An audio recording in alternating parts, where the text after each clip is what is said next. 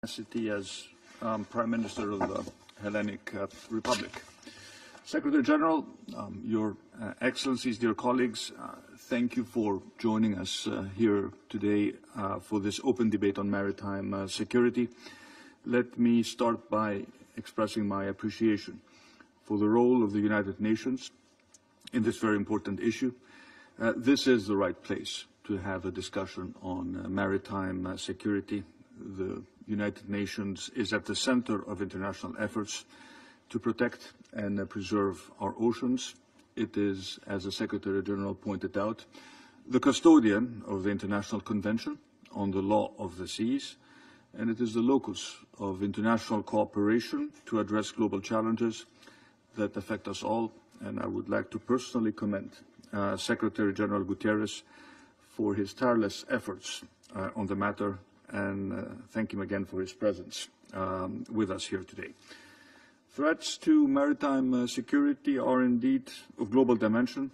They affect all nations, whether coastal or landlocked.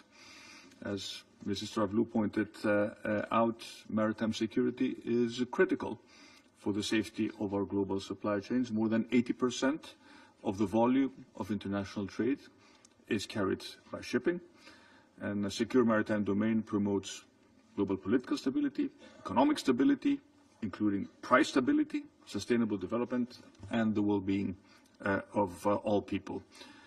And we are increasingly encountering asymmetrical maritime threats, such as smuggling, terrorism, piracy, but also hybrid attacks, which equally affect ship connections, but also ports.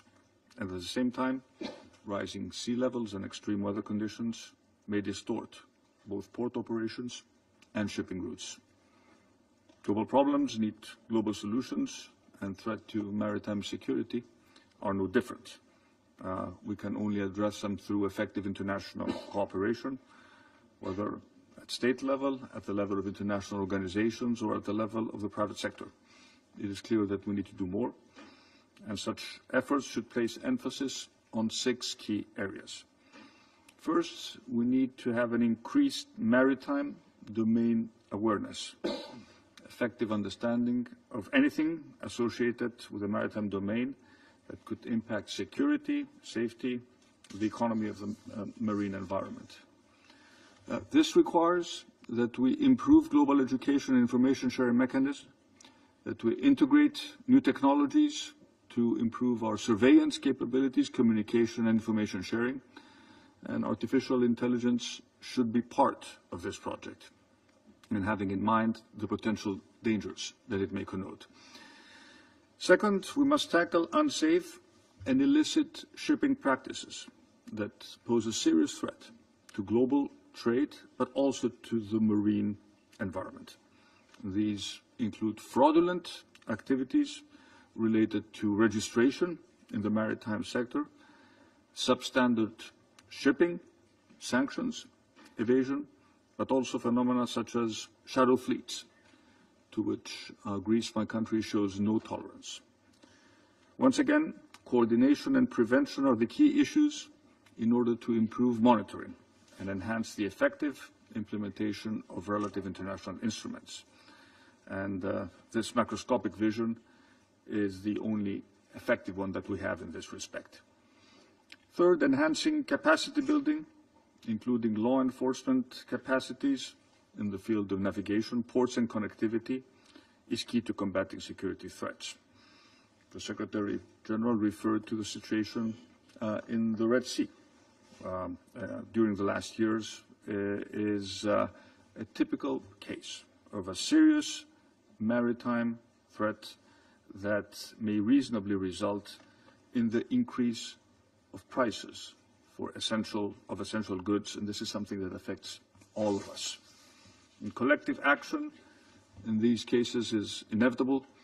My country's strong engagement in the matter is demonstrated by the leading role Greece has assumed in the EU naval operation Aspides, but also in the operations Atalanta and Irini.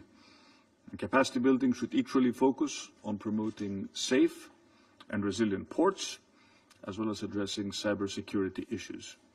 And this should include the development of digital skills in the wider range of the maritime cluster, including the supply chains.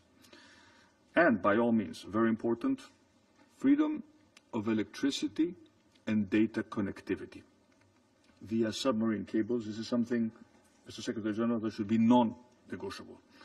And for this is a prerequisite for a diversified, high quality, affordable energy and data connectivity. This is a critical issue for the entire world. Fourth, the reinforcement of the legal framework is again essential. In this respect, the United Nations Convention on the Law of the Sea, UNCLOS, sets out the basis for global governance at sea in order to address current but also emerging security threats. UNCLOS basically reflects international customary law and must be altogether respected. We also need to further enhance the work of the International Maritime Organization, the IMO, especially with reference to international rule-making and the protection of the seas. More effective coordination is required for the various offices currently operating under the auspices of the United Nations, as Mr. Büger pointed out. Fifth, the environmental dimension, which is also a security challenge.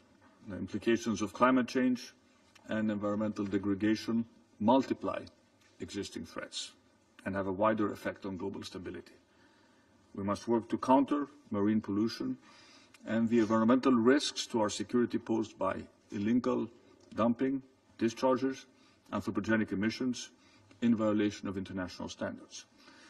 And the salvage of the tanker Sunion in the Red Sea last year was a case in point, one which prevented a huge environmental but also humanitarian catastrophe, highlighting the global dimension of maritime security and its far-reaching repercussions.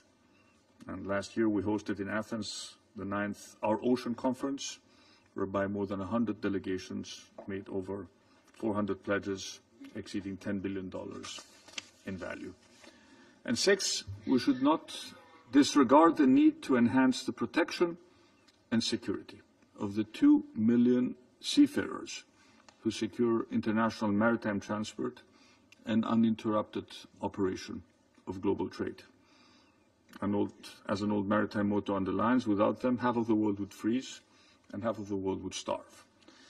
And having in mind the recent extreme risks to which they have been exposed, from the pandemic to war hostilities to terrorist attacks, we must keep in mind that their well-being and their continuous training in new operational modes is necessary for maritime safety. Dear colleagues, maritime security is directly and closely related to the core values of the free world. No one could really enjoy the well-established principles of the freedom of the seas, nor the related freedom to commerce and trade, ensuring economic and peaceful interconnection without the prerequisite of maritime security. And today, I'm happy to realize, by the wide participation of member states in this debate, that we share the view about its utmost importance. Greece is the country with the largest merchant maritime fleet in the world. It's a maritime nation with a rich and deep seafaring history. Thousands of islands, one of the world's longest coastlines, a real cross-trading nation connecting and contributing to the supply of decades of third countries. And for us, Greeks, the sea has always been part of our identity, and I'm privileged to be able to participate in this discussion. And before you, I wish to make a firm commitment that the country I'm honored to represent, Greece, will remain the guardian of the freedom of navigation, hand in hand with all United Nations, UN nations. We will work together for this very important cause during our Security Council tenure and beyond. And thank you for your presence here today. And I resume my functions as President of the Council. And I would now like to give the floor to His Excellency Mr. Carlos Arturo Hoyos, the Vice Minister for Foreign Affairs of